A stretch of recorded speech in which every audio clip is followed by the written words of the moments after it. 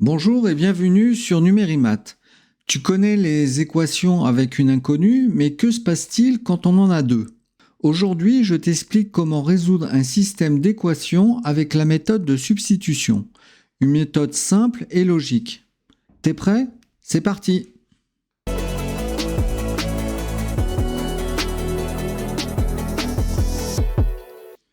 Alors, c'est quoi un système d'équations? Un système, c'est simplement deux équations avec deux inconnues. Par exemple, 5x plus 3y égale 13 et 4x plus y égale 9. L'objectif, c'est de trouver les deux nombres x et y qui vérifient les deux équations en même temps. Alors pourquoi utiliser la méthode par substitution? Il existe plusieurs façons de résoudre un système d'équations, mais la méthode par substitution est souvent la plus simple lorsqu'on peut facilement isoler une variable dans l'une des équations. Et c'est justement le cas ici. Dans l'équation 4x plus y égale 9, y est seul et il sera facile de l'isoler. Donc, première étape, isoler une variable dans une des deux équations. Donc, je vais isoler y de la deuxième équation. Ce qui me donne, donc la première équation, je la réécris, donc 5x plus 3y égale 13. Deuxième équation, j'isole y, donc y égale 9. 4x est dans le premier membre, je le bascule dans le deuxième membre, ça devient moins 4x. J'ai maintenant la valeur de y que je vais pouvoir remplacer dans la première équation. Ce qui me donne 5x plus 3y, donc 3 facteurs de 9 moins 4x. Je réécris la deuxième équation, y égale 9 moins 4x.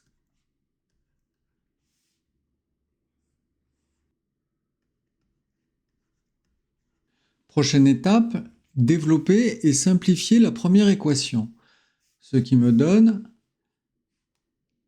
5x plus 3 fois 9, 27. 3 multiplié par moins 4x me donne moins 12x égale 13. Et je réécris la deuxième équation, y égale 9 moins 4x. Donc 5x moins 12x me donne moins 7x plus 27 égale 13. Deuxième équation, y égale 9 moins 4x. Donc première équation, moins 7x plus 27 est positif, je le bascule à droite de l'équation, il devient négatif, donc égale 13 moins 27. Et je réécris la deuxième équation, y égale 9 moins 4x. Donc moins 7x égale 13 moins 27, donc moins 14. Y égale 9 moins 4x. Donc première équation, x égale moins 14 divisé par moins 7. Deuxième équation, y égale 9 moins 4x. Donc x égale moins 14 sur moins 7, x égale 2. Et y égale 9 moins 4x.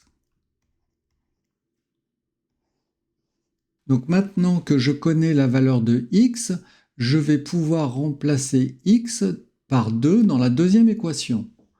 Donc première équation, x égale 2. Deuxième équation, y égale 9 moins 4. X, je le remplace par 2, donc 4 multiplié par 2. X égale 2 et y égale 4 multiplié par 2 égale 8, 9 moins 8 égale 1. On a nos deux solutions, x égale 2 et y égale 1. Donc, solution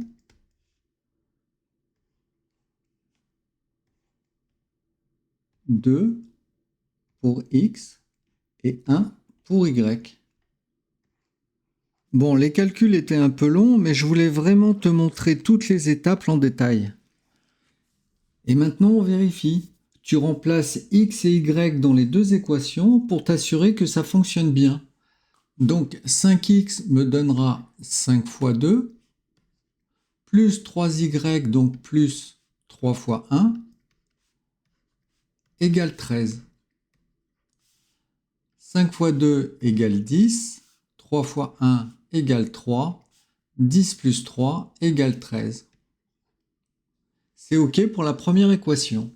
Deuxième équation, 4x, donc ça sera 4 fois 2, plus y, donc plus 1, égale 9. 4 fois 2 égale 8, plus 1. 8 plus 1 égale 9. C'est OK pour la deuxième équation. Donc, en résumé, il faut choisir l'équation la plus simple pour isoler une variable. Surtout, ne pas oublier les parenthèses quand tu remplaces et vérifie toujours ta solution dans les deux équations. Alors, dans la prochaine vidéo, on verra une autre méthode appelée méthode par combinaison. Si cette vidéo vous a été utile, pensez à vous abonner et à laisser un pouce bleu, ça fait toujours plaisir.